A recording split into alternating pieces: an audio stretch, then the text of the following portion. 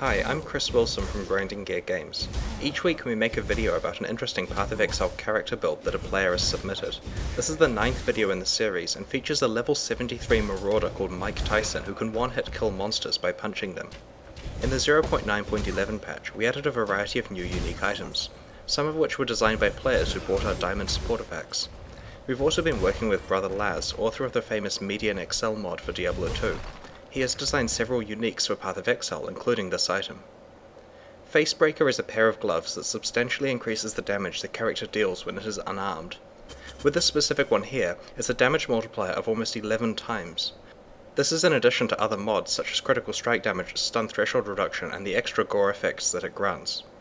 This type of unique item is one that we call a build-defining unique. The goal of designing uniques like this is that when someone finds one, they realize how cool it would be to build an entire character around it. The character we're demonstrating here does a pretty good job of that, possibly too good.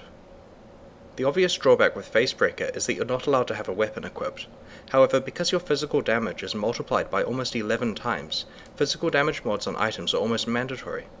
These rings and amulets are good examples of rares with additional physical damage and decent other mods.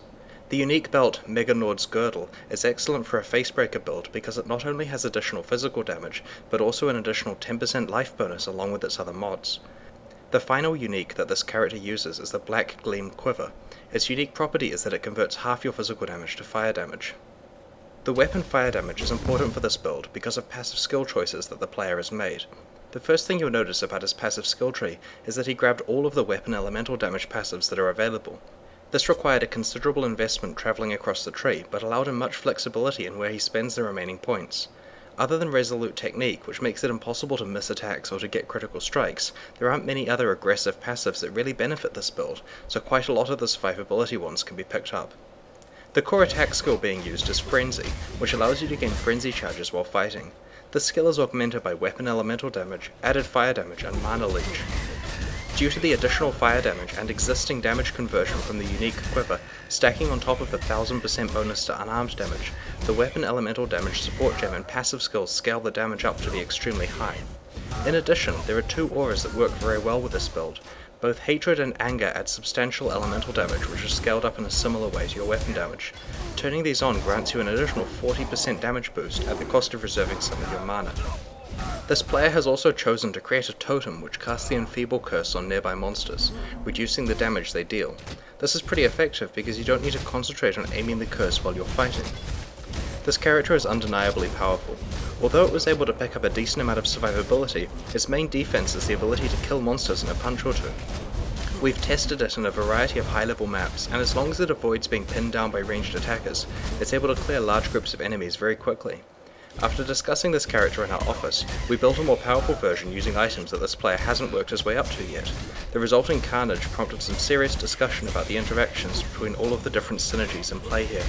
We think that we've come up with some solutions that don't nerf the fun of putting together a Facebreaker character, but do prevent it being unfairly abusable. There are two potential upcoming changes in the 0912 patch that affect this build. The first is that there's discussion of whether quivers should affect your unarmed damage if you're not using a bow. We'll probably side with intuition and make it so that quivers only work with bows and not with fists. The second change is that weapon elemental damage will only affect your damage when you are using a weapon, as the name suggests. It's unintended and unintuitive that weapon elemental damage currently affects unarmed attacks. In our testing, Facebreaker builds can still be really powerful even without these tricks, though I suspect this particular character will need some changes. This is probably the first build of the week that is actually being nerfed on purpose due to its extreme power. Congratulations! I'm very interested to see what Facebreaker builds will occur in the future, especially as we add more game elements that work well with unarmed attacks. The Infernal Blow skill, for example, will probably work with your fists in the next major patch. Path of Exile is currently in closed beta. If you'd like to play it before it enters open beta later this year, please buy a supporter pack from pathofexile.com. If you have built a character that you'd like us to feature in one of these videos, just let us know on the forums. If you enjoyed this video, please subscribe to our YouTube channel and consider following us on Twitter and Facebook. Thanks very much.